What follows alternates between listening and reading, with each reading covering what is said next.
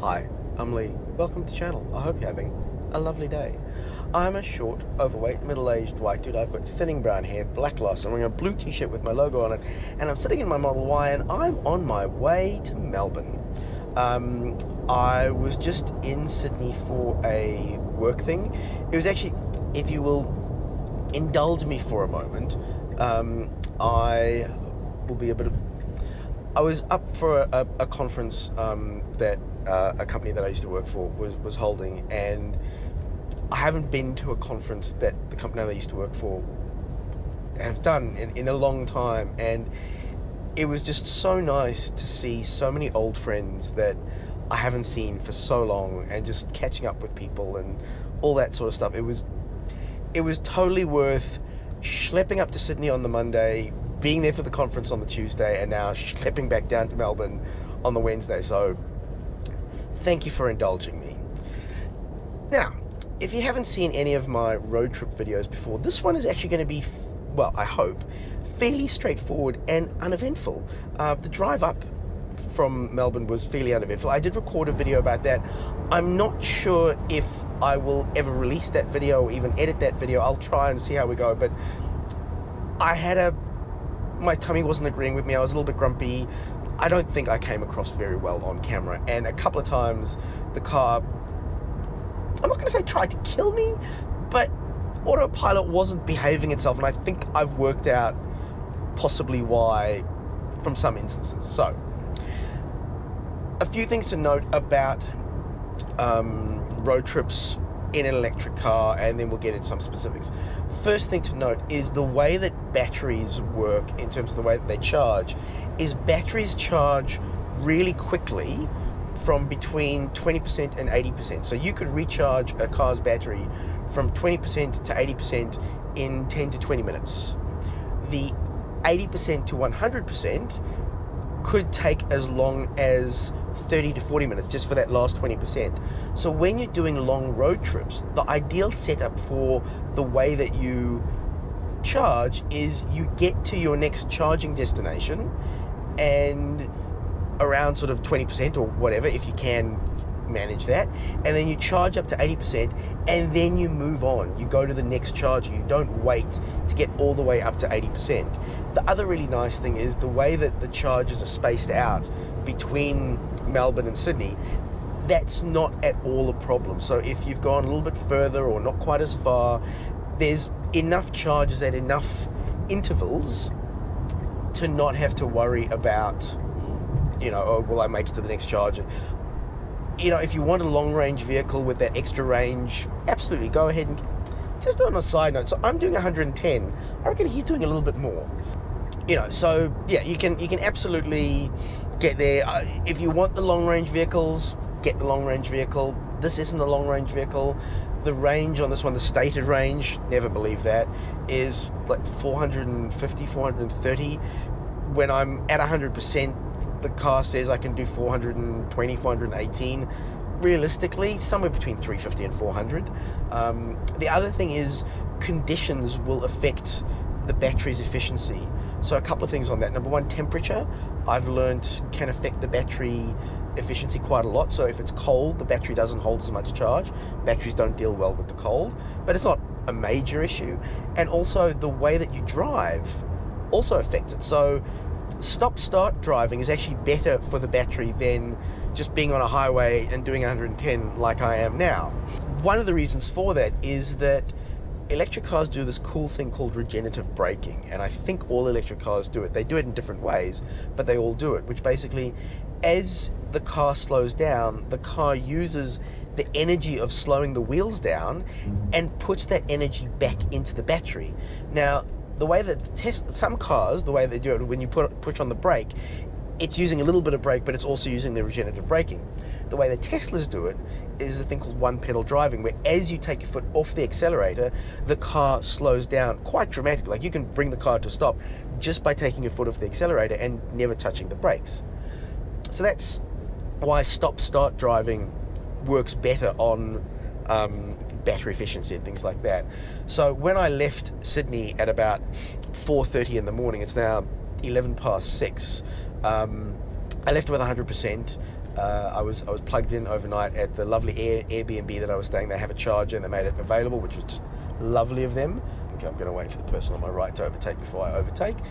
And so this is also interesting how the car's prediction of percentages in terms of how much percent you'll have when you get there, when you're not, whatever, it's always a bit random, and it kind of evens out as you get there. So our first charging stop is going to be the Golbrun SuperCharger, and when I left Sydney, the car was predicting that I would get there with 34%, but because I drive like a nana, it's now predicting that I'm going to get there with 41%. It was as high as 44% at one point, but why is it that, you know, people go slow and then they go fast? It's odd.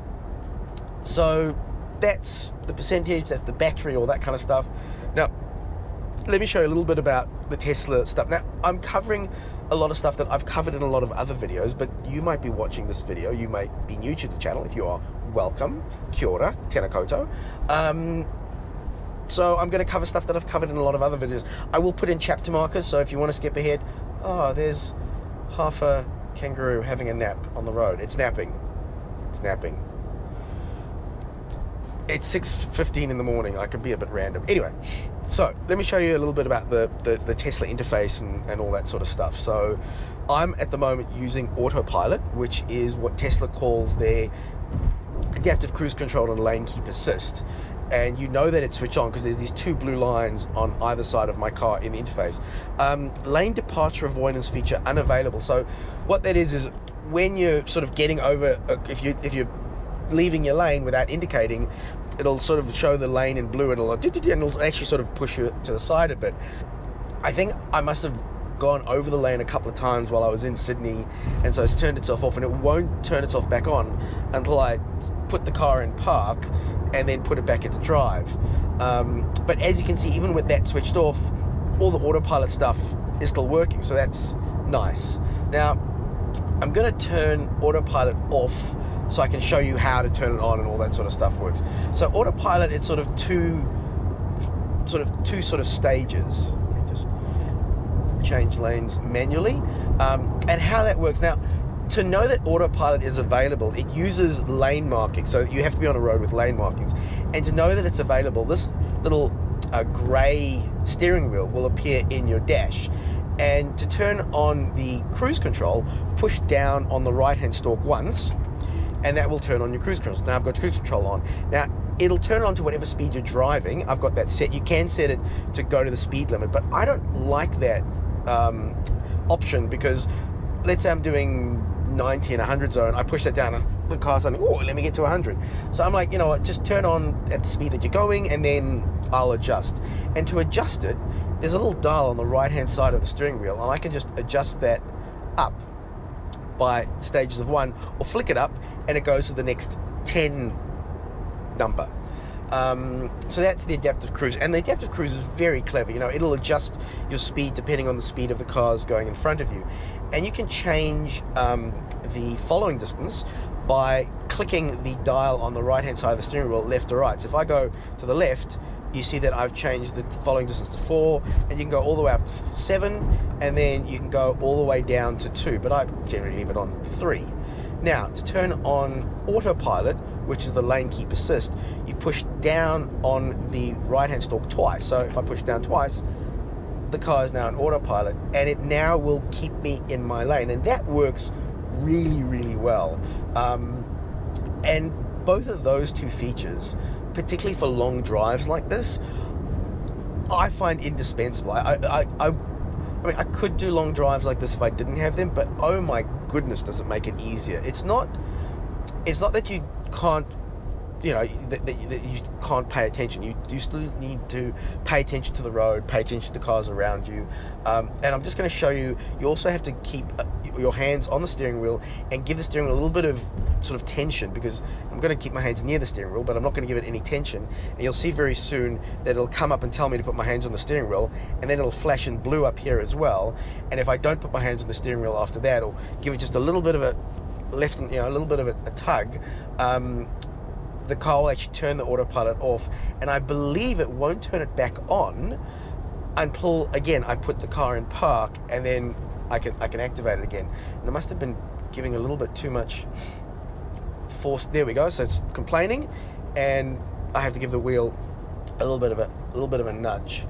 Now, that's all the autopilot stuff that's built into the Tesla, and when you buy the Tesla, that's what it comes with. Now, I've used my referral points. By the way, if you are looking to buy a Tesla, you can use someone's referral link. I'll put a QR code up on the screen now so you can see where mine is. By the way, if you don't want to use mine, that's perfectly fine. In fact, I would actually say, I don't know how to work this out. Like, maybe one person use it, one person don't, but I've had at least 10 people use my code. Thank you very much. I really appreciate it. I really do appreciate it. It means a lot to me.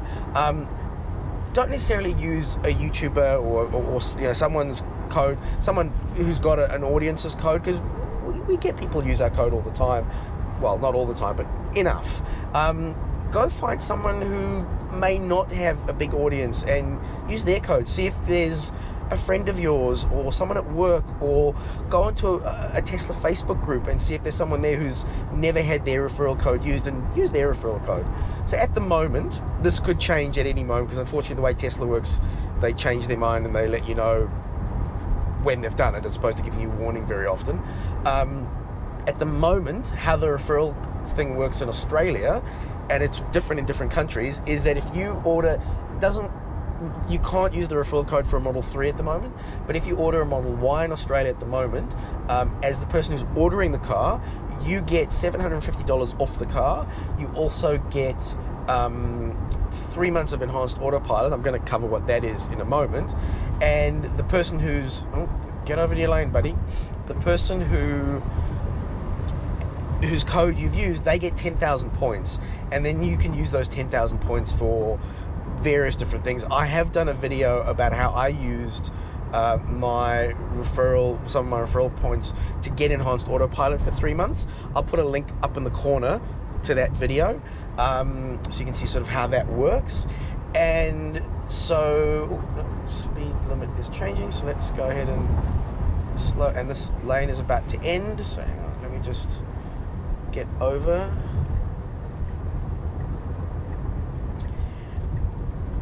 And where was I? Referral codes. Oh wow, we're down to 60 now. Okay. It's always, I'm sure I'm misunderstanding things, and things are, it's not. Yes, thank you. So there you go. It will actually beep at you if you don't keep your hands on the wheel. So that's referral codes, and I've also used some referral codes for SuperCharger miles. So all the supercharging that I'll do along this ride, yes, I will keep my hands on the wheel. Thank you very much.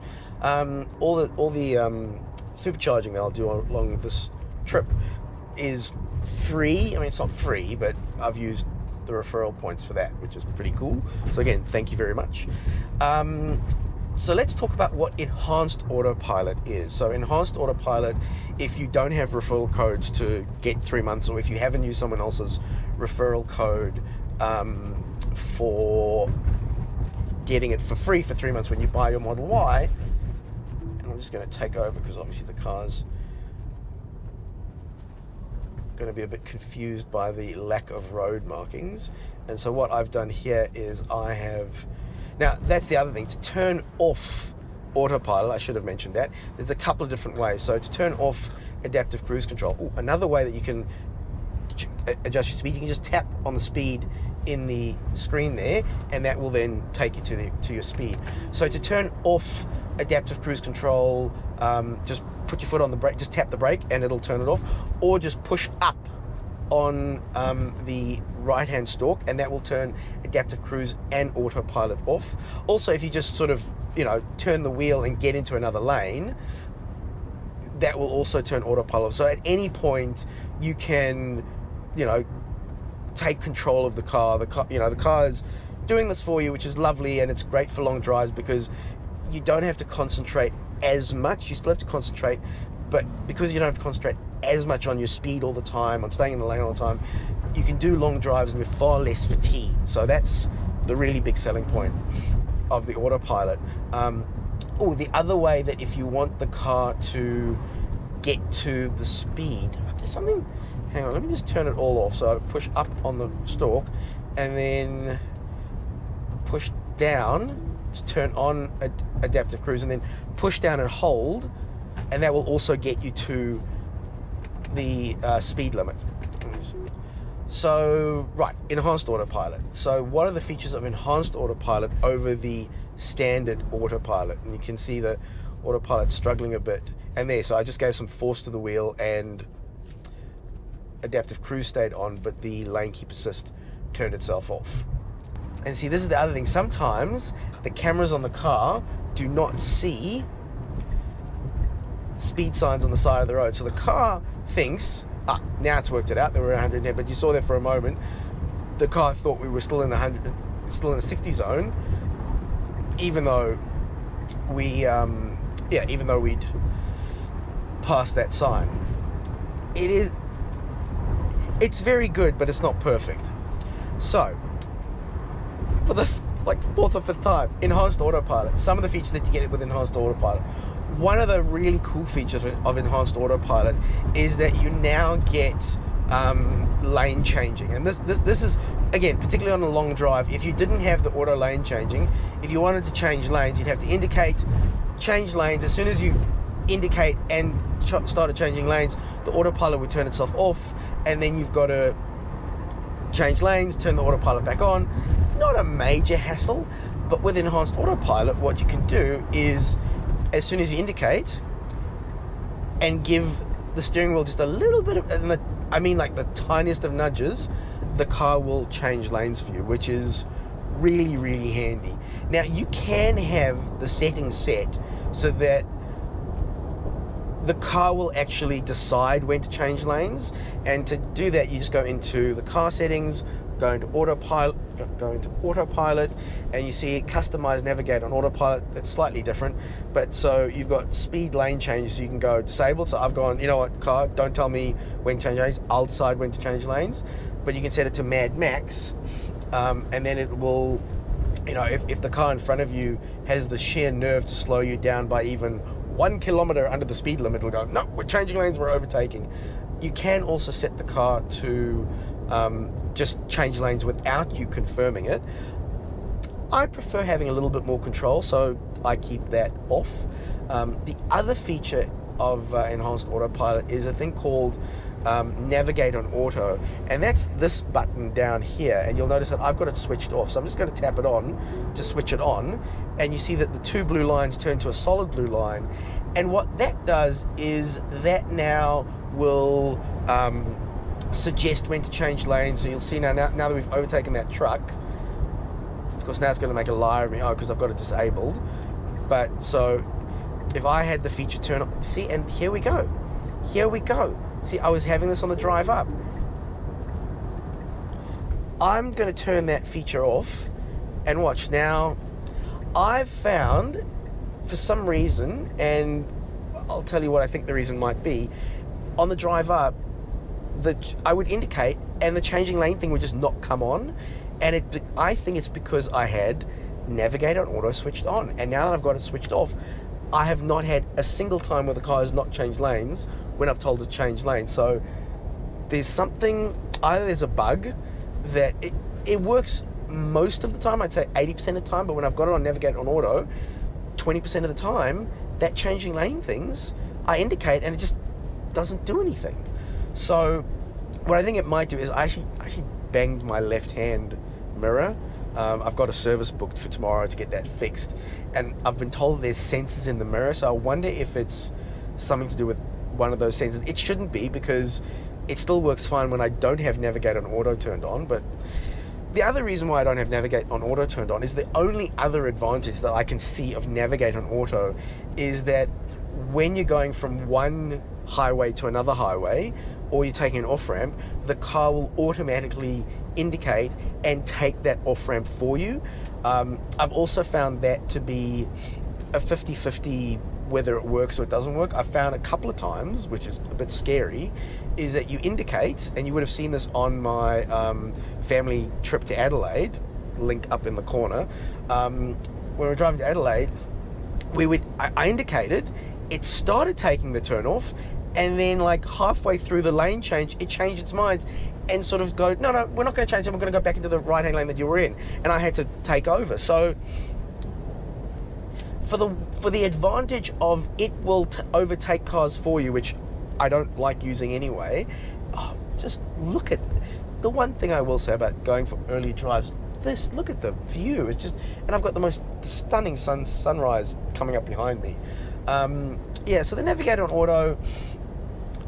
Look, maybe if you live in the US, and I'm guessing maybe in the US they have a lot of intersecting highways, and so you could go on a really long drive and the car's going to do most of the driving for you on that and change the lane, change highways and everything. But I think in Australia, I don't find the Navigator on auto particularly used. The lane changing thing just on normal autopilot, fantastic. Really like it. My wife really loves it as well. But yeah, the Navigator on auto, I'm going to turn it off from now on. Not that I have it for that much longer. I've only got the enhanced autopilot for another couple of weeks. And when there's a car on my right, so when there's a car on your right and you try and indicate, and I'll find some footage to play over this, it'll show the line in red and it'll show the car in red, and it's going to go, no, I can't change lanes now because there's a car there, and it'll wait for the car to move on and then it'll change lanes. So yeah, so the Navigator on auto, really cool. Wait, no, Navigator on auto, not cool. Enhanced autopilot, lane changing, really cool, really handy. The other features of enhanced autopilot is you get the auto park function. I've actually never covered that in the video. I find, and I don't know how this works with other cars, but the car auto detects it, and I find very often it's not that clear how to help the car to auto detect. I find for parallel parking it actually works really well, but I find for like backing into a spot, it takes so long, and it backs and forth and back and forth. You may as well just do it yourself. So the auto parking, it's okay, but it's not great. The summon feature is it's one of those features that, so the summon feature is another thing that you get with enhanced autopilot, and what that is if you're in if someone's parked you in and you don't have space to get into the car on either side, you can go into the app and push a button. You can also use the key fob if you've got a key fob. I'll put a link to that video up in the corner. Yeah, so you can use the key fob or the app, and you can make the car move forward or backwards in or out of a spot to get into the car. That's one of those features that you don't use that often, but oh my goodness, is it useful when you need it. The other thing you get is Smart Summon, which you can only use on non-public roads, so you can pretty much only use it in a parking lot. And the idea is that the car will come to you. So let's say you're going shopping and you come out of the shops and it's bucketing down with rain, and so you can actually make the car come to you. Now, one thing to note is that there's two ways set up where you can just have it go, but I've got it set up, and I've got the setup on Summon as well, that as soon as I take my finger off the button, the car stops. So you don't sort of panic that you're going to push a button and the car's just going to do what it's going to do. So that is used, and I think that is a function, so you can turn that on or off, but I would suggest turning it on so you don't have to, you can stop the car at any point. The Smart Summon, it's a cool party trick, but again, I don't know how useful it is. And again, it's good that it is on the side of caution, and the car's very sort of cautious when it does that. But again, because it's so cautious, it's quite slow to get to you. Yeah, so look at Australia. You're kind of pretty. Look at that. Look at that view. That is quite the view. So that is all the enhanced autopilot stuff. If you want to buy enhanced autopilot, it is $5,100 in-app purchase that you can just tap and purchase on the car. One thing I really don't like about it is that purchase is now linked to the car. So if you sell the car, it doesn't stay with your account, it goes with the car. And I don't know how. I get mixed reports as to whether the person who then buys the car gets the enhanced autopilot or not, or if they don't. So, and if the car's let's say someone goes into your car and totals your car, you get a new car, that enhanced autopilot doesn't get onto your new car. That money's just gone with the car. So I think it would be much better value if that enhanced autopilot, if you could decide whether it stays with the car when you on sell it to give the car more value, or if it stays with you, and then you can apply that to a new car if you're buying a new Tesla, selling your old Tesla. So that's enhanced autopilot. I hope that's covered everything. I think I've covered most of that.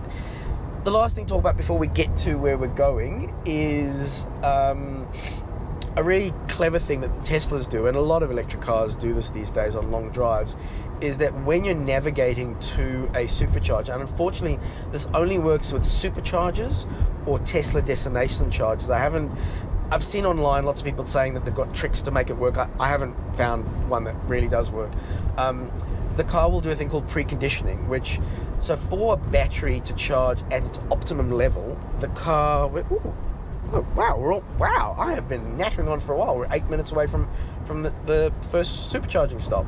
So for the battery to charge at its optimum level, I think the battery needs to be at about 42 or 45 degrees centigrade.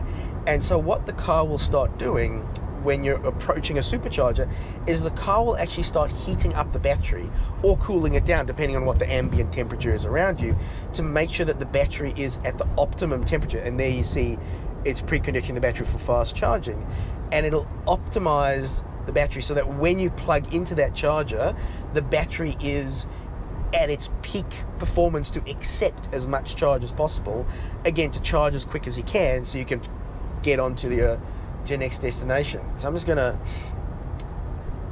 pull this down just so you can see the plan for today. So at the moment is predicting that we will get to Golbrun with, you know what, let's not do that. Let's concentrate on the turnoff, because we've got the turnoff coming up in 1.2 kilometers. And again, if I had navigated on auto, the car would indicate and take that turnoff for me, but I can manage that myself, thank you very much. By the way, Autopilot will work, I think I said this, yeah, Autopilot will work on any road with markings. It doesn't just work on highways.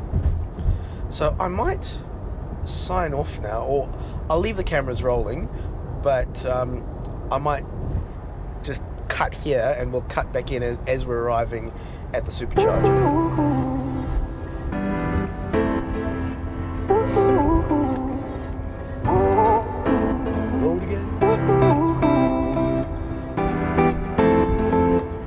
Jumping back in here, one thing, and this might be a feature sort of the day as we go along.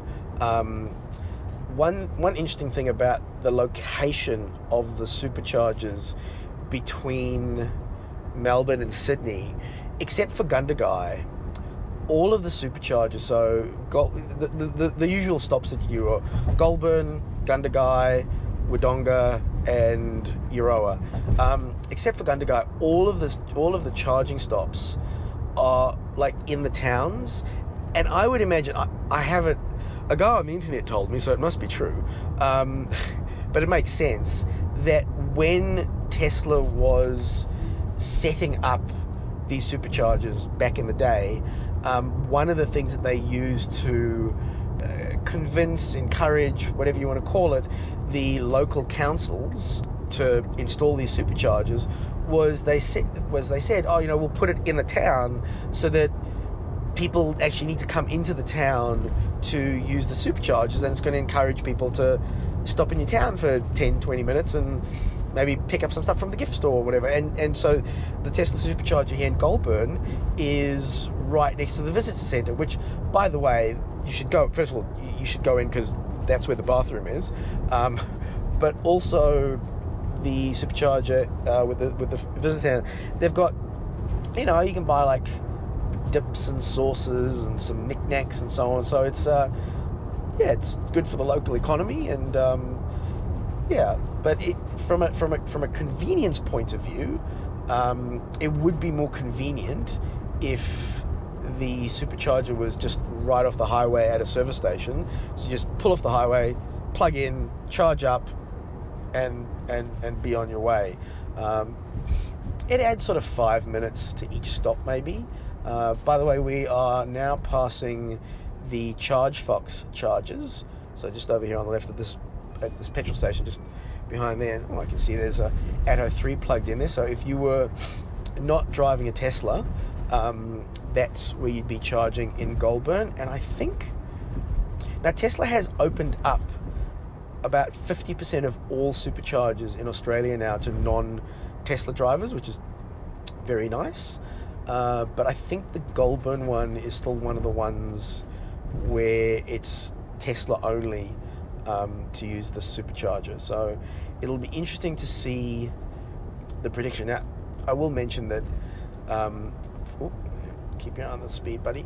I will mention that for this drive, a lot of my drives, I don't really focus so much on the time, how long it's taking me to get from one place to another. But for this drive, I just want to get home. So I want to get home as quickly. Like with a lot of drives, I would have stopped along the way somewhere and, gotten the drone out and get some drone footage of the car and all that sort of stuff. For this one, I actually do want to just get home as quick as I can.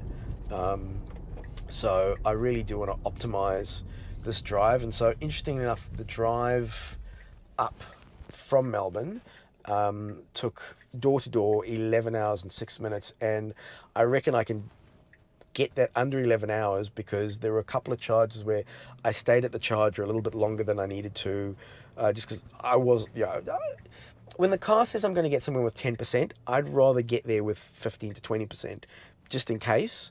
But I think with this one, if the car says I'm going to get there with 10%, I'm like, yeah, fine, whatever, let's go, let's get there with 10%.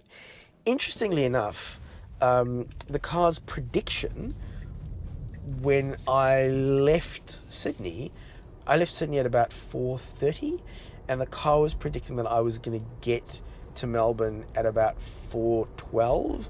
So the car was predicting that it was going to take just under 12 hours to get from Sydney to Melbourne. Now, I think as the day progressed, I don't know, maybe it's more uphill than downhill. Because I got to Sydney in 11 hours and 6 minutes. So maybe, we'll see how we go. I'm not sure. Now, if you're not familiar, again, with sort of the terminology of electric cars and how that all works, the way that you measure the energy in a battery is in kilowatt hours, and you put kilowatts into the battery. I need to get a thesaurus and use some new terminology. But you'll see it. So this Model Y, which is just the rear wheel model, like the entry level one, it can charge up to 170 kilowatts per hour. So I'm hoping that when I plug in here, I'll be getting somewhere between 150 and 170 kilowatts per hour, because it's interesting. It normally says that the battery's, preconditioning and warming up. I'm hoping that it's not saying that because the battery is at the temperature. So it'll be interesting to see, because obviously, if the battery's colder than it needs to be, then you're not going to get that higher rate of charge.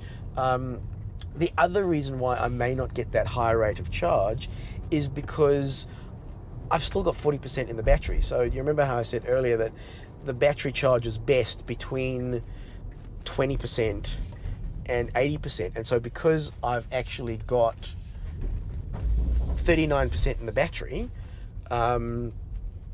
it may not charge that quickly. One thing to note, well, there's many things to note. Now, let's see if when I put it over, is it? No, see, I was hoping the auto park thing would come up, but it hasn't. One thing to note if you've never used a Tesla SuperCharger before, the cables are really short. So that little bumper thing, you want the car, obviously be careful, but you want the car to actually hit the bumper thing before you stop, because if you don't hit the bumper thing, So at the moment, it is estimating that we will be here for 20 minutes to charge. So let me go plug in quickly. Now, charging a Tesla is super easy on a SuperCharger. You take the charging cable out, you push the button, that opens up your charge port, you plug it in, and you see that green light will start flashing blue, and when it clicks on green, the car is charging. Simple as that. And the way you pay is through your through the app. Now you see it's taking a bit of, normally it clicks green a bit. There we go, clicking green, and it's charging. So let's have a look at what charge rate we are getting. So you can see there it is ramping up, And the other thing is that when it says that, you know, it's going to, let's say, okay, so it's probably going to top out at about 120, 127. It's probably going to top out at about there. And this is a thing called the charging curve. And so as you plug in the car, it starts charging really, really quickly. And the more charge that goes into the battery, the charge rate goes lower and lower and lower and lower. So it's really pointless to have the car plugged in for, you know, past 80%, because by the time I get to 80%, I'll probably only be getting about 50, 60 kilowatts. And so, I mean, that's still pretty fast. Like, you know, the charger at home is 7, but there's no, in terms of speed, you'd be much better off heading out. But there's the other thing. So you see, when we got here, it said we're going to need to charge for 20 minutes, but now saying we need to charge for 10 minutes. And I think why that happens is because the car doesn't know how much juice it's going to get when it plugs in. It's got an estimate, but so I plug in, it realizes, oh, I'm getting 127. No, you're not going to need to stay for 20. We can actually stay for 10, and then we'll be on our way. So at the moment, the car is predicting that if I left right now, I'd get to Gundagai with minus 9%, which would be bad, because I wouldn't get there. So we're obviously going to need to put in another 20% so we need to get to about 63, 70%, and then we can get going, and then we should get to Gundagai with about 10%. So you can see that's, as that number goes up, that number goes down. And then we should be in Gundagai for 45 minutes. Again, I think we'll be there for less than that. Wodonga 16:30, Euroa 15%, 35, and we should get to our destination with 18% at 4:10. So already we're going to get there 2 minutes quicker than it was predicting when I left Sydney. This last drive, we just drove 194 kilometers. It was 2 hours and 9 minutes. I'm told this number, the lower the number, the better, like the more efficient your car is. And I'm speaking kind of quick because I'm hoping to have time to go pee before I drive off. But if I don't, I don't. Because if I don't pee now, we don't get pee for it. Actually, I'm going to stop at a service station and clean the windows, because the windows are filthy. Yeah, so there we go. So that's what's going on. I'm going to turn the cameras off. Hopefully the bathroom is available. If it's not, it's not. I'll hold it. And we'll see you in about 10 minutes to see how we rest.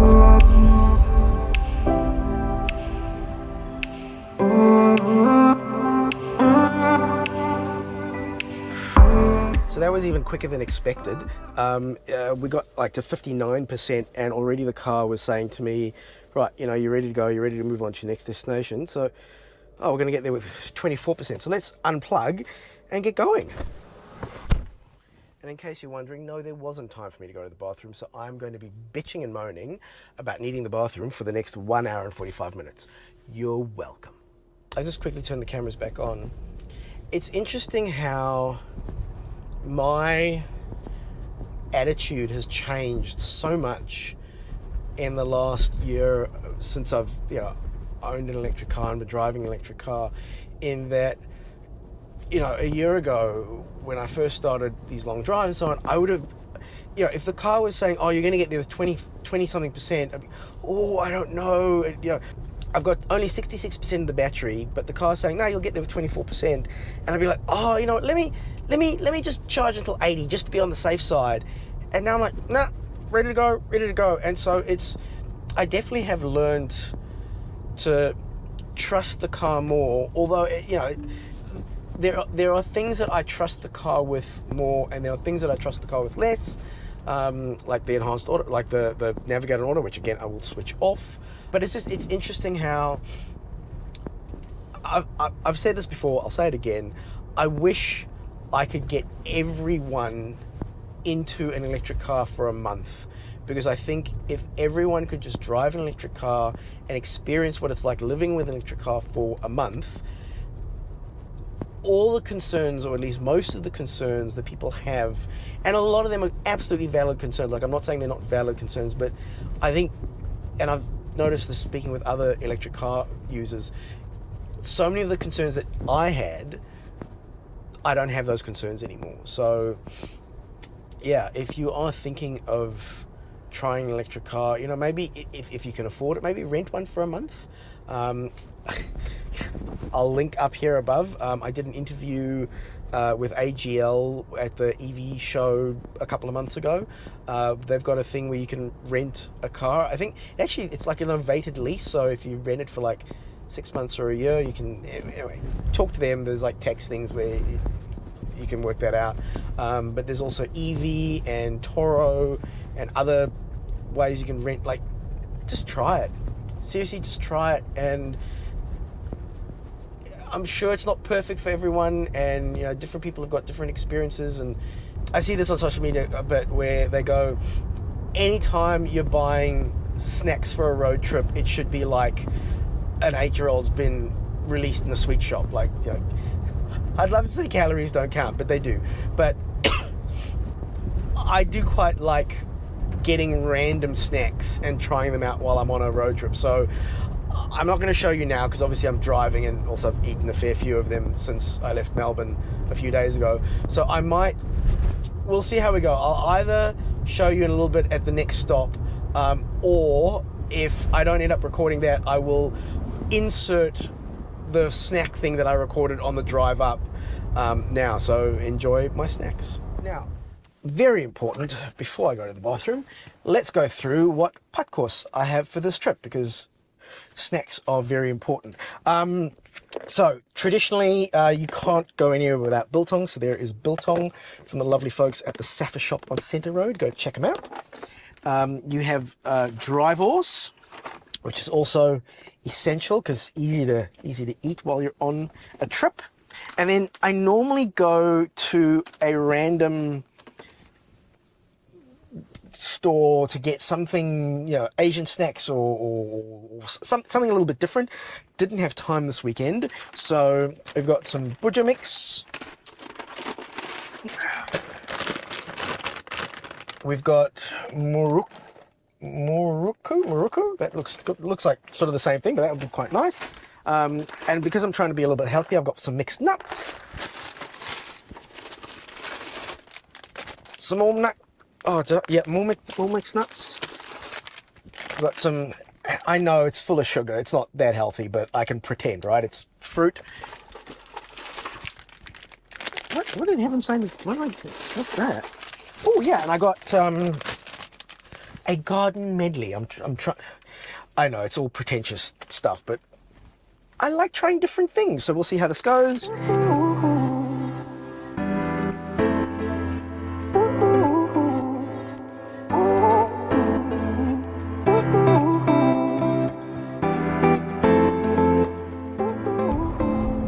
Welcome back. We have made a good time, and I will admit that I have had a tinge of range anxiety. I do still get them. I'll probably get better, but I do still get a tinge of range anxiety when the battery thing turns orange, and it turns orange when it gets under 20%. So the car predicted incorrectly that we would get to Gundagai with about 20 to 1, I think 20 something. Looks like we're going to get there with about 12%, and I'll just wait for the sun to move across that so you can see it. Yeah, so it's pretty good. We'll get there with 12. It was sitting at predicting that we'd get there at about 18 for quite some time, and it's just dropped quite recently. Maybe it's gotten cold, I don't know why, but we're all good. The preconditioning thing has come on, come off, and come on, come off, so I'm guessing again it was controlling the temperature. I did have one thought about something that does make me, the thing that's giving me a touch of range anxiety now is, imagine if I'm down to 12%, I get there and the chargers aren't working. I'm not stuffed, but I'm inconvenienced. The reason why I'm not stuffed is because the beauty of electric cars is every power point in the entire country is a petrol station. So worst comes to absolute worst, if I get there and I'm down to 10% or 12%, as it says I'm going to be, so if I get there with 12% and none of the chargers are working, I can just say to the store there, hey, can I give you guys 20 bucks, 50 bucks, whatever, and plug into a wall point and charge for half an hour to get enough charge to get to the next fast charge. And there's a few fast chargers around, so I'd only have to plug in for like half an hour. In fact, I probably wouldn't even have to plug in. I'd probably be able to get to the next fast charger just with 10%. But this is why it will be better when there are more fast chargers and at more intervals along the way, so that those times when you get to a charger and the car has got really low battery percentage and the charger's not working. It hasn't happened to me yet, but I can see how it could happen, and so that's where it would be handy to have another fast charger 20 kilometers down the road, so that there's options. And I'm confident we'll get there in the next 5-10 years. In fact, in the next 5 years, I reckon we'll probably get there, because the pace at which chargers have been rolled out, even just in the last 12 months, is pretty good. So yeah, I suppose there's that. Now, we're only 3 minutes away. The other reason why I'm really excited that we're so close is I could have gone across the road to the park in Golbrun to use the bathroom, but I wanted to get going as quick as I could, so I didn't use the bathroom. So I've been driving for almost 4 hours. I have been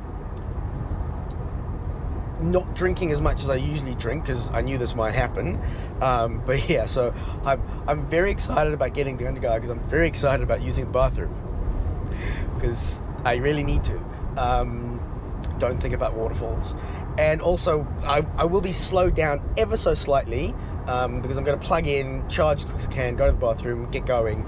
But I am going to pull over at the petrol station as well and clean the windshield.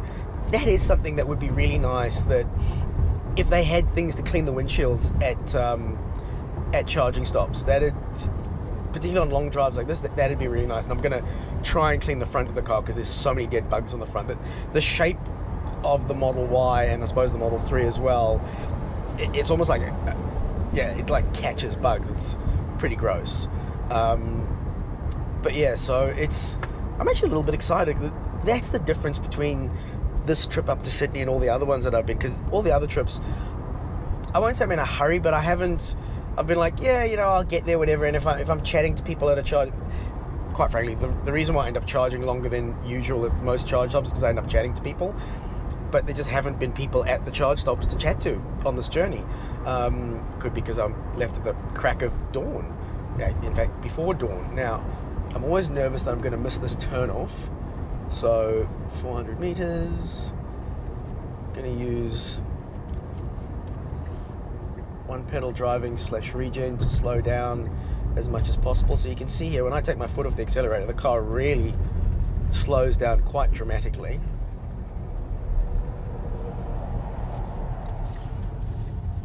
And yep, we're good. Now it'll be interesting to see how long the car reckons I need to charge here to get to the next charging stop. And I was also thinking, I think for the next 2 charging stops, I may not use the Tesla SuperChargers. Now, the disadvantage there, it means the charging won't be free. I mean, it's not free because I've used credit, but I don't have to pay for the charging at the moment at the SuperChargers. Whereas if I use any Chargefox chargers or EV chargers, then I do have to pay for that. But both in Wodonga and in... Oh, busy chatting, I'm going to miss the turn. Oh, that's cool. There's actually 3 non-Teslas at the Chargefox chargers. Very cool. I'm very excited to see more electric cars that aren't Teslas around, and not a single Tesla here. That's interesting. Yeah, so I think because both Wodonga and Euroa, and the sun's actually, I'm going to try and get the car to do the whole parking thing. No, okay, no, it's not going to do the parking thing. Okay, it is what it is. Yeah, both Euroa and Wodonga, the SuperChargers are 2 or 3 minutes off the highway. So I reckon, hang on, I've done this badly, I need to be a little bit more over to that side. So if I go to the Chargefox chargers, the fast chargers there, those are at service stations that are just off the highway. So it'll save me a couple of minutes here, a couple of minutes there. in order to get going. Okay, so at the moment it's saying that we're going to be here for 30 minutes. Let's plug in and see. Right, I just heard the click. Now it's predicting I only have to be here for 20 minutes. And it's ramping up. Okay, looks like we're going to top out at about 131 kilowatts. I wonder if there's something not wrong with the car, but I wonder if something's changed with the car, because I used to get, like on the drive to Adelaide, we were getting like the 150s. Maybe it's the, no, it was cold on the drive to Adelaide, so that's not it. Odd. I might ask the service guy, because I've got the guy coming, well, I shouldn't assume it's a guy. I've got the person coming from Tesla tomorrow to fix the mirror, which I bashed. I'm not proud. And I might ask them about the battery, because it's a bit odd. But yeah, so it's not even giving me a prediction for Wodonga. It's just going, you'll charge for 25 minutes. Don't know how long you'll have to be here. But okay, so at the moment it's saying we're going to be here for 20 minutes. So we should be able to leave at 8:30, 8:54. But I'm going to go to the bathroom. Actually, I reckon it's probably, it's got to get to 20% before it's even going to give me a prediction of that. So I might hold my bladder for a little bit longer and just wait for the car to get to 20% and see what's what. Because that's, I mean, look, it's chucking it in there pretty quick. I might fast forward the video so you don't have to wait. Okay, 20%. Are we getting a prediction? Oh, okay. Down to 15. So it's saying we're only going to need to be here for 15 minutes. So, but still no prediction as to the percentage as to how much percent will be we can get to go. Okay, sorry, it's Golbrun. Okay, Wodonga. I need to go to the bathroom. I will see you in a moment.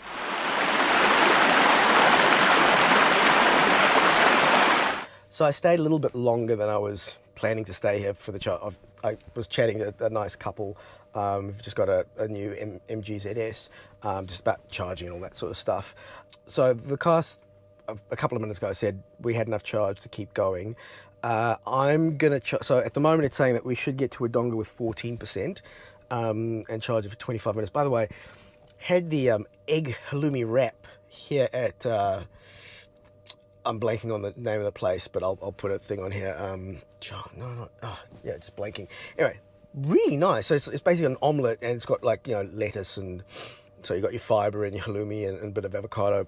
Really, really, really nice breakfast. So yes, so at the moment the car is saying that we should get there with 16%. I want to charge just a little bit more, because I'm actually not going to go to the SuperCharger in Wodonga. I'm going to drive a little bit further past that and use the Chargefox chargers in Barnawartha North, just because I don't need to take as much of a detour off the highway to get to the chargers.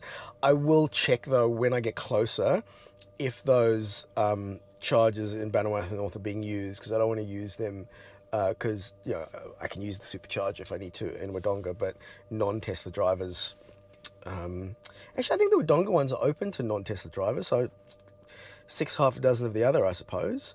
But yeah, I think I might wait. Should I wait till this gets to about 20%? Nah, 1 more percent. I get up to, predicted to 18% to get there, and we should be good to go. Yeah, so you can see that we've hit 80% and the charge rate has slowed like nobody's business. So if it was saying that we were going to get here with 20%, 21%, we got here with 12, so it was off by about 10%.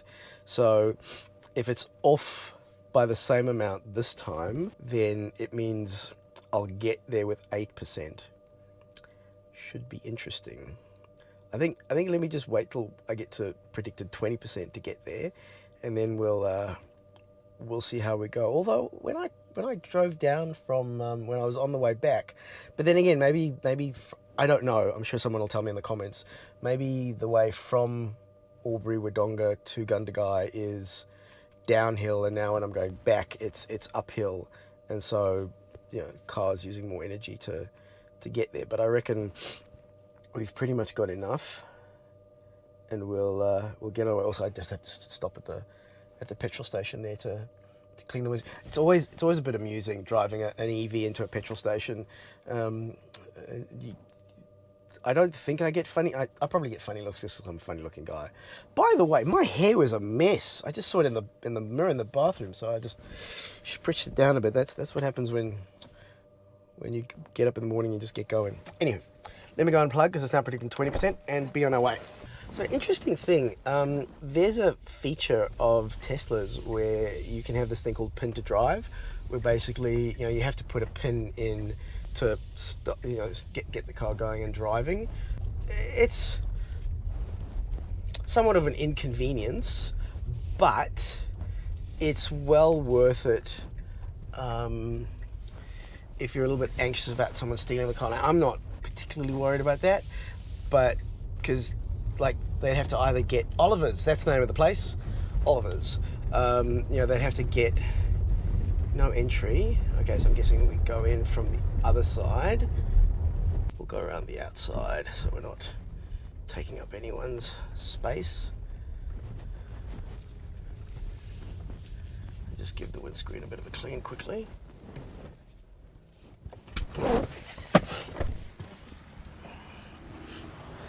It's always funny, the stuff that you know, when I was a kid, I couldn't wait to drive and put petrol in my car, even clean the windshield. Like this was like an exciting thing that I was looking forward to doing. And isn't it funny, all the things that you thought of when you were a kid, that you're like, oh, I can't wait to do that.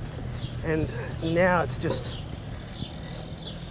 okay, I've done it, don't need to do it anymore. If any kids are watching this, stay a kid for as long as you can. Don't be in a hurry to be a grown-up, because you get to be a grown-up for a lot longer than you get to be a kid. So absolutely enjoy being a kid for absolutely as long as you can. The Wsdom of Lee.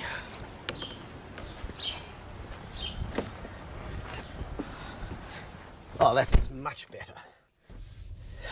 Now, our predicted time of arrival has changed a little bit. So the car's now predicting that we should get to Melbourne by 3:44. I think it was 3:48 before, wasn't it? I can't remember. By the way, have a look at, as far as I can tell, all Tesla has done is they have changed the white balance on the cameras to make them more accurate, but they look so much better. I mean, it's amazing how, I wonder if they've done anything else, because they look sharper. Again, maybe it's just you know, an optical trick sort of thing. But they look so much better since the last update, and they did that white balance thing. For those who aren't familiar with what white balance is or how white balance works, is basically the white balance on a camera can either be what they call tungsten, which is sort of like quite orangey, and if you were looking at the numbers of white balance, it would be in the like 3300, 3500, or it can be what they say, you know, what they call is more daylight, which is sort of like more bluey, and that's sort of like on the 5600 Kelvin, 5600K, I don't know if it's Kelvin, 5600K area of white balance on a camera. So yeah, the theory is that if you have a better balanced white balance, then your image isn't too warm and orangey or too cool and bluey, but it's just like, it just looks accurate. And so the cameras just look more accurate than they used to. Right, so that was Gundagai. The car, we've already lost 2%. The car is predicting that we will arrive in Wodonga with 18%. Now, that's not entirely accurate, because the plan at the moment is to drive a little bit past Wodonga to Barnawartha North and use the Chargefox chargers in Barnawartha North, just because, yeah, to have to go off the highway less. I've got an hour and 50 minutes to make up my mind, so that's plenty of time. I'll see how I'm going with percentage and all that kind of stuff. Yeah, I guess we will see you in about an hour and 45. Oh, by the way, just before I go, what should happen in theory is that because the car will still think that it's going to the SuperCharger in Wodonga, the car will still precondition the battery, and so by the time we get to Barnawartha North, the battery should still be not entirely optimized, but fairly optimized for charging once we get there. Also, I can tell you now that it feels a bit warmer in the car, so I will be turning the aircon on, and that will obviously affect our percentage a little bit as well, although it's now from 18, it's now back up to 20, so place your bets, place your bets.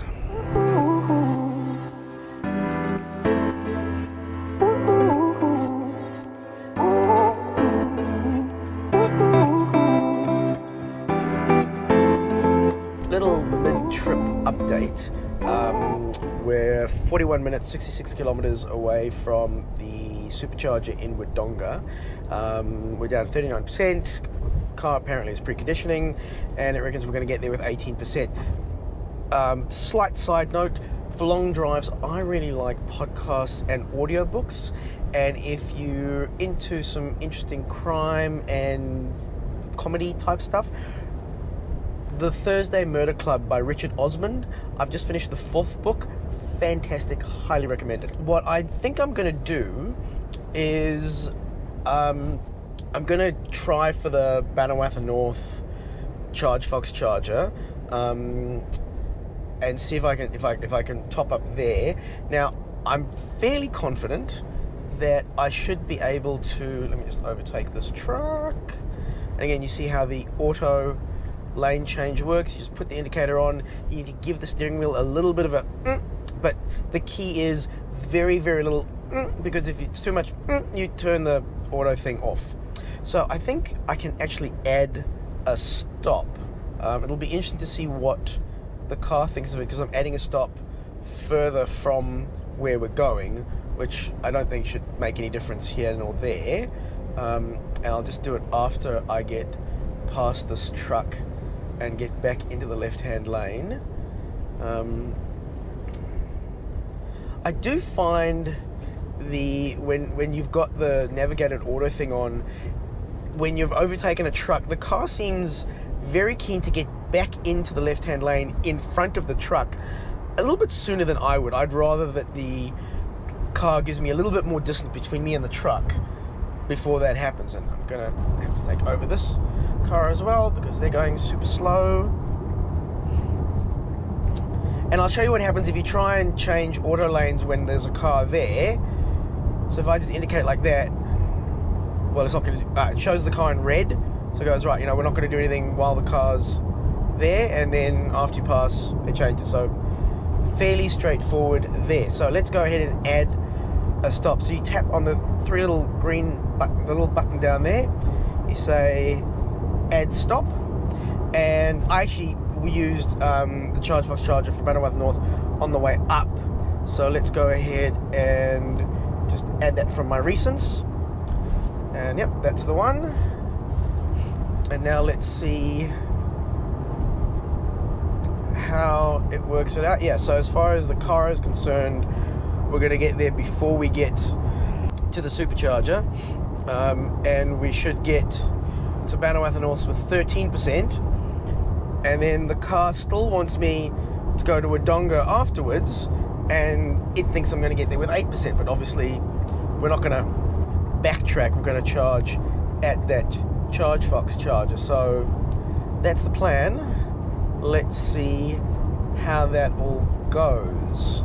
Now, I'm not going to bother looking, so now it's predicting that we're going to get to Melbourne at 4:10, but I'm not going to worry about that because it's thinking we're going to go to Barnawartha and then back to Wodonga and then on to Melbourne. Now see, look, it does this sometimes. I've put the indicator on, there's no one there. Auto lane change unavailable. I think maybe it's done that once or twice today already, and maybe it's because the sun's shining in one of the cameras, or because look, like now that I've got back in the left-hand lane, auto lane change works fine to get over into the right-hand lane, and then it works again just fine to get back into the left-hand lane. So it's not like it's off and off. Interesting that I added that extra stop, and somehow Navigator and Auto put itself back on. By the way, I think I can actually go into the Autopilot settings and say Navigator and Auto on every trip and just say no. And so, yeah, I think I may have mentioned this before, but yeah, Navigator and Auto, if that's the reason why you're getting enhanced autopilot, that should be the last reason you get enhanced autopilot. Totally, again, if you've had other, happy to hear if I'm wrong, and if people, maybe I don't know all the features. That's possible, and so maybe I'm missing something, but I find Navigator and Auto more trouble than it's worth. Cool. Well, I will catch up with you again in about 45 minutes when we're about 2 minutes out from the charge at Barnawartha North. Now the car is predicting we will get there with 14%. It's been we've been really inefficient on this drive. I wonder why. So there's this app. I'm not sure what it's called, but so here we go. A 12.6 kilometer wind from the southwest has cost me 0.2%. I mean, it hasn't cost me that much, but anyway. See you in a bit.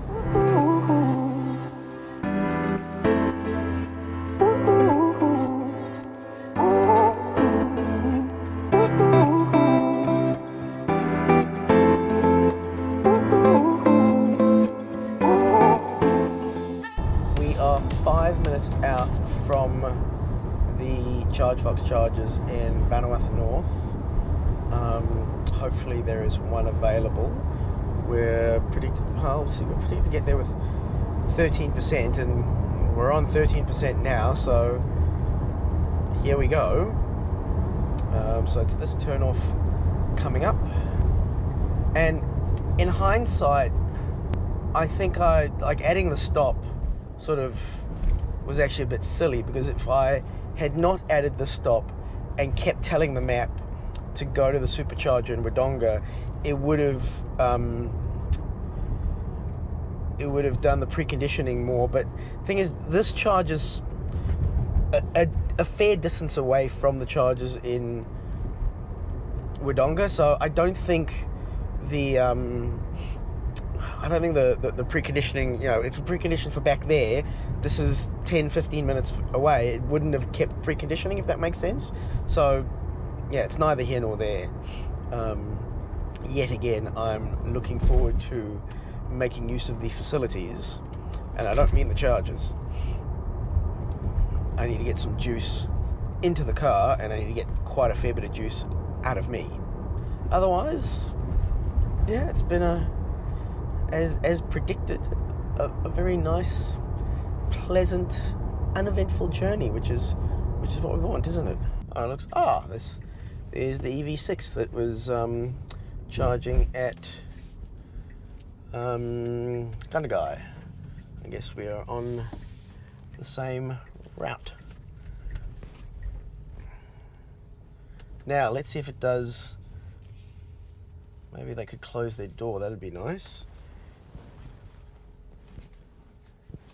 Okay, it's going to do the auto park thing. Start. Let's see how it does it. So far, so good. Yeah, it's a little wide, but seems to be doing all right. What are you doing? Yeah, okay. Oh, shush. Okay.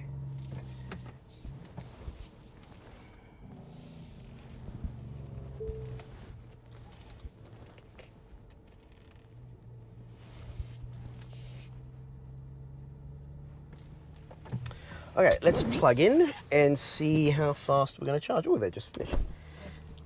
And I will need my Chargefox charging card to activate the charger. Now you can activate it from your phone, from the app, but it's much easier using the RFID card, and it's good to have one of these in case where you go to the charger there isn't cell signal. So yeah, that's why. So to charge from a non-Tesla charger, again, you just have to tap your charging port to open it. I think there's a touch screen. Oh, yeah, we go. So we go start. And it goes, keep your RFID card in front of the reader. Yep. I'm trying to, maybe I need to plug in. Okay, plug in.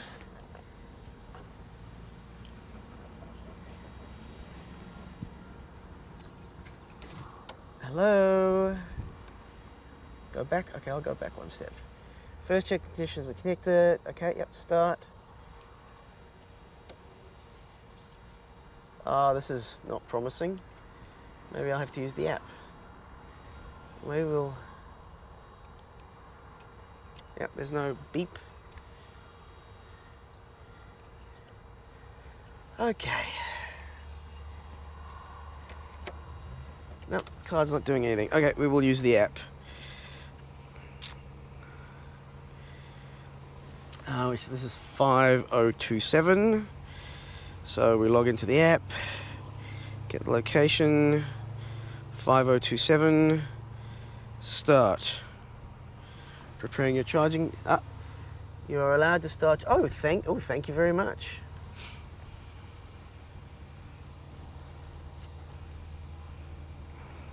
Just going to turn so I'm not in the wind. Oh, I can hear it zooming up, and light is blue. It really does kick in, doesn't it? Charging. Okay.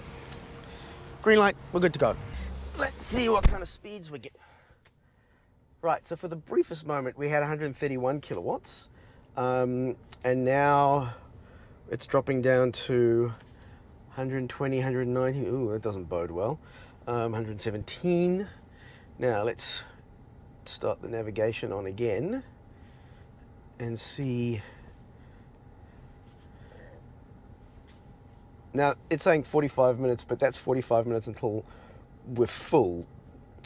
I'm going to hazard a guess.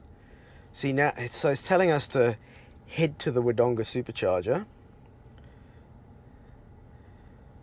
Yeah, so head to the Wodonga SuperCharger, but once we get enough percentage in the battery to not need the Wodonga and only need the Euroa SuperCharger, it'll drop the Wodonga one and we can just go to Euroa.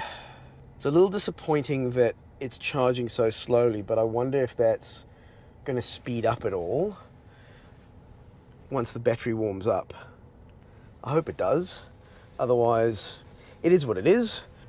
So you will notice here that it shows me that the battery temperature is low, and that's why it's charging slower. But the important bit is I'm going to go to the bathroom. We'll see you in a bit. So I ended up staying a little bit longer than I planned. We had a lovely family charging the little Hyundai thing. Kona, I think that's a Kona actually. Older one, not the new one obviously. Yeah, so it's 11:36. Stayed longer than we should have, but it's saying we should get Euroa with 23%. So let's get going. I think the other lesson that I've learned is, where possible, go to the SuperCharger, or at least navigate. If there's a SuperCharger close by to a non-SuperCharger, like a non-Tesla SuperCharger that you think might be useful, then maybe go for it. But I think because this charger is so far away from the Tesla SuperCharger in Wodonga, the preconditioning didn't happen, and so the charging was a third slower than it would have been if I'd gone to the SuperCharger. Because the SuperCharger I probably would have gotten about, not a third, I would have gotten like 130 or so, whereas here, like, it hit 130 and then it nosedived to 100 and just kind of sat at 100 for quite a while. So, lesson learned, where possible, unless you think you're being smart for whatever reason, just go to the SuperCharger and listen to what the car's telling you to do, and yeah, just do that. Melbourne straight ahead. So an hour and 24 to go to get to Euroa, and I think, yes, this time I've learnt my lesson. I'm just going to go to the Euroa SuperCharger, and it'll be interesting to see if we get that better charging experience because the battery is preconditioned for the SuperCharger. Yeah, I think that's pretty much all we have. Interesting chat with that family. So they have had their Kona for about a year. Absolutely love it. Would never go back to petrol. But the one bit of negative experience that they have had was that they had a flat tire. Now, most electric cars, in fact, I think a lot of cars, period, these days, correct me if I have no idea. Let's just say electric cars. Most electric cars don't come with a spare tire. Like that just doesn't happen anymore. The Teslas certainly don't. And the Teslas, at least they used to come with a tire repair kit. They don't even come with a tire repair kit anymore. They come with diddly squat. And I think you can use you can't use referral points to get a tire repair. Maybe you can. I'll check. And so, at least with Tesla has roadside assistance within a certain not everywhere, but within most geographies, like within built-up areas. And so if I get a flat, whatever, I can call up Tesla support and they'll send someone out. With them, apparently, again, I don't know how long ago this was. I think it was quite some time. She said, they got a flat tire on the highway. They called told them to call RACV. Apparently the RACV said they couldn't help them. So RACV, hopefully you've sorted that out. Apparently she has spoken to the RACV and they will, because apparently, like the RACV is set to fix a flat tire, not to replace a tire, and their tire actually got shredded. So without any spare, apparently the RACV truck didn't even carry a spare, which I think they probably would by now. If they don't, they really should. But that was an interesting little chat. So yeah, slightly delayed. Let's see when the car thinks I should arrive in Melbourne. 3:44, and I think that's going to be pretty accurate because the car's actually been pretty good at predicting when I should get there. So we should get to Euroa with 23%. Could have probably left a little bit sooner, but was chatting to them. I should have unplugged sooner. But there we go. We will catch you in an hour and 15 or thereabouts. We're about to get to Euroa and we'll see what's what then.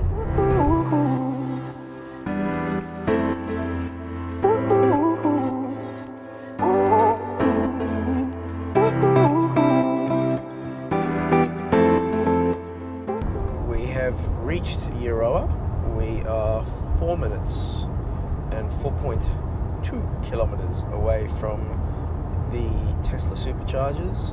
I could, in fact, the turnoff is right here. It's the same turnoff, I think, to use the Chargefox chargers here, but I think I'm gonna play it safe this time and just use the Tesla ones because the car's preconditioning. Also, it'll be interesting to see if we get, full charging rates or how high the charging rate gets, and we'll see how we go. So let's see what happens when we get there in 3 minutes. We've been pretty good for efficiency. It says we're going to get there with 26%. We're at 26% now, so I guess we'll get there with our current percentage. It's not unfortunate that I was chatting to the people at the charger. I always love chatting to people, but it's unfortunate that I stayed that little bit longer at Barnawartha North. I think that's cost me sort of like 5-10 minutes, which is really, the grand scheme of things, 5-10 minutes, it's not a huge amount of time, but it's just that little bit extra bit of time that I could have gotten home 5 or 10 minutes sooner. So interesting. So if I was using the Chargefox chargers, I would have gotten off the highway here and just charged up here. But I checked the other night and I think one of them is down.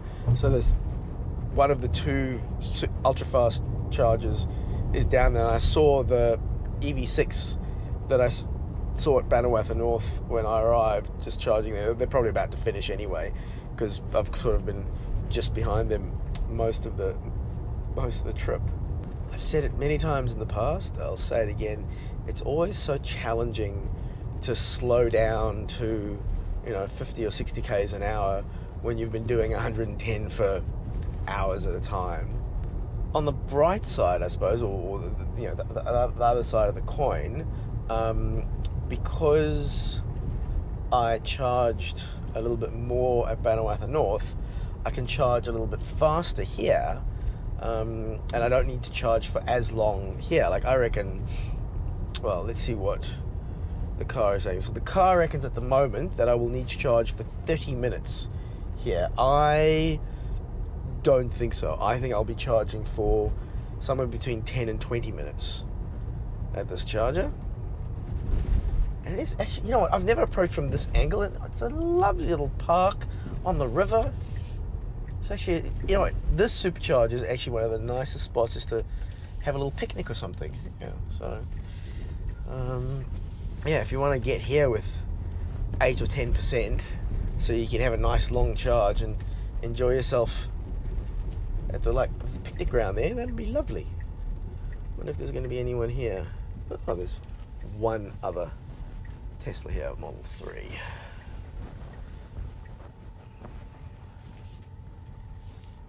Right, let's plug in nice and quick and see what rate we're going to get. Right, we've plugged in. The car's going to start charging.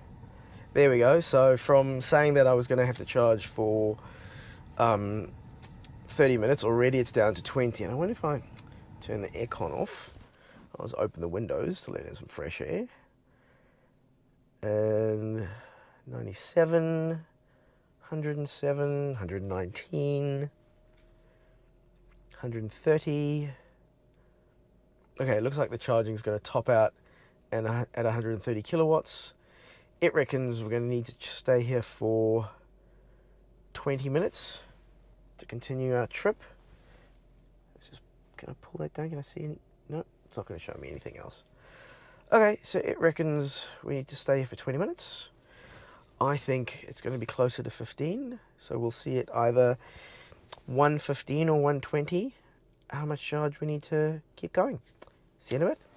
Right, well, so we've been here just about 20 minutes. I need to go to the bathroom, but we've got plenty of percentage. We'll be there with 23%, and let's unplug and head on our way. Now, I don't know if it actually makes a difference, but where possible, if it's cool enough, I like to open the windows while I'm charging, obviously while I'm in the car, just to let some cool air, and I'm not using energy for the air conditioner. I would hope that it doesn't use that much energy. So at the moment, the prediction is we will get to Melbourne at 3:34, which I think is pretty good time. Something I forgot to mention before, neither here nor there, we had quite the headwind on the way down here. So just from Wodonga down to Euroa, we had, oh no, it's gone now, but yeah, it cost us like 9% or whatever. It cost us a fair bit of battery power. So it's always interesting to see sort of what's affecting the efficiency and all that sort of jazz. What's the time? It is 1:20, so this is not the school zone yet. Right, so I will pick up again probably somewhere near Melbourne, just to have a look how we go. And now obviously it'll be interesting to see whether we get there with 24% or more or less or more, because obviously, you know, we're going to do 110 for the next hour, maybe hour and 15 minutes, but then as soon as we hit Melbourne, we'll hit traffic, and on the one hand that will slow us down, but on the other hand that will help with our efficiency. So we'll see how we go. See you soon.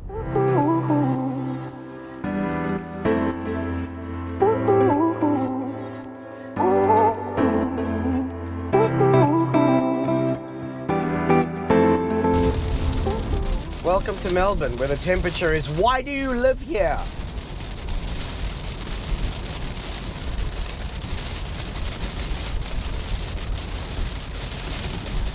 According to the sign, which you can't see because it's raining so hard, I wonder if you can actually hear me. It is 71 kilometers to Melbourne and 106 kilometers to my destination. And it's raining quite heavily.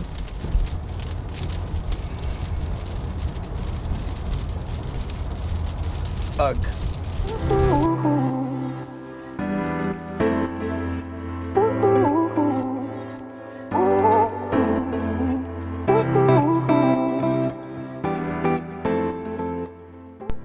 those who live in Melbourne, I'm guessing there is like some point in the day where the Burnley Tunnel is not bumper to bumper traffic. Has anyone actually driven through the Burnley Tunnel towards the east and not been in bumper to bumper traffic? I've yet to find the time when that is.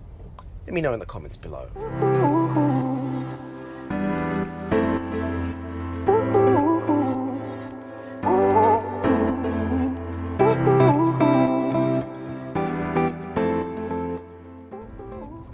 I do like that ding for when the light turns green. It's, again, far from perfect, because I could be in a turning lane and it'll ding when the thing goes. Surely it knows, I suppose indicator, but see, again, you'd think that it could analyze all that data and go, there's more than one light over there. There's, you know, there's the main light, and then there's the turning light. You're indicating, okay, so you're using the turning light, so I won't ding until the turning light turns green. Why can't it work that out? Okay, we have arrived. I think all the charges here are taken, but that's fine. We will have a quick look. Are we going to get lucky, or are they all taken? They are all taken. Huh. Accidentally, I actually did a good parking job there. We have arrived at our destination, so let's have a look. So this was just the drive from Euroa to Melbourne. Again, headwind was giving us some issues. Total drive was 898 kilometers. 159 kilowatt hours were put into the car, and efficiency was 177. Yeah, don't know what else to say. Really sort of uneventful, not a lot going on. Time. What's the time? 11 hours and 2 minutes. Wait, why is that not? Oh, right, stop. Okay, well, I should have stopped it at 11 hours and 2 minutes, but that should be 11 hours and 2 minutes. So 11 hours and 2 minutes, 4 minutes better than when we drove up to Sydney on Monday. And I would have gotten under 11 hours if I hadn't stopped to chat in Barnawartha North. Well, also Barnawartha North. If I hadn't charged for longer than I needed to, I would have made it under 11 hours. So there you go. I hope you enjoyed coming along on the ride. I'm exhausted. I hope this video was helpful. I hope it was useful. If you have enjoyed this video, if you have found it useful, please like and subscribe. If you've already subscribed, thank you so much for your support, and we'll catch you on the next one. Safe and happy driving.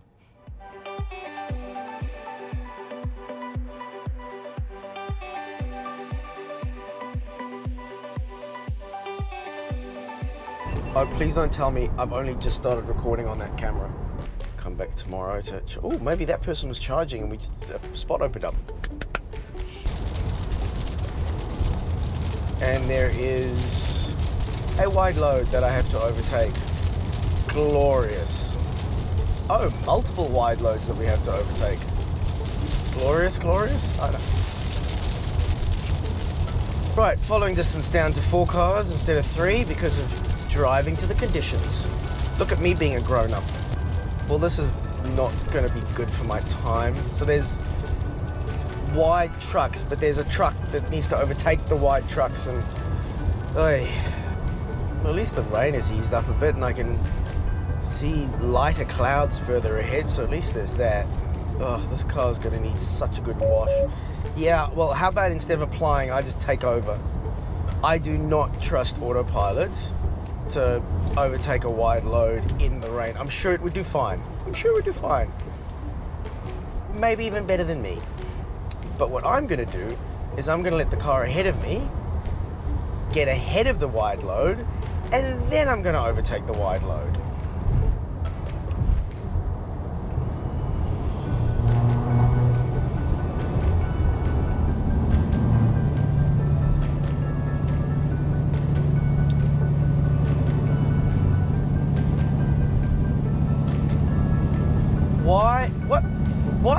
it's only going slower than the wide load.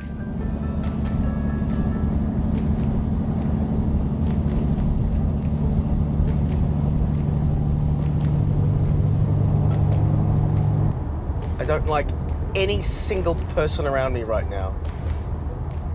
That's because I tried to be smart. Oh, look how safe I am.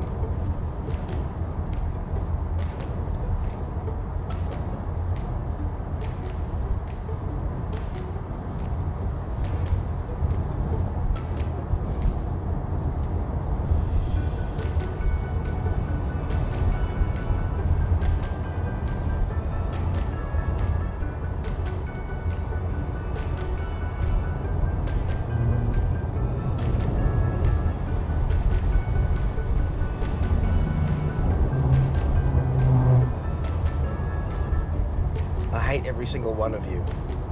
Not you, them. Well, on the bright side, there's no way a speed camera could have seen me speeding because the rain is so thick I can't see anything. Okay, chill. Chill.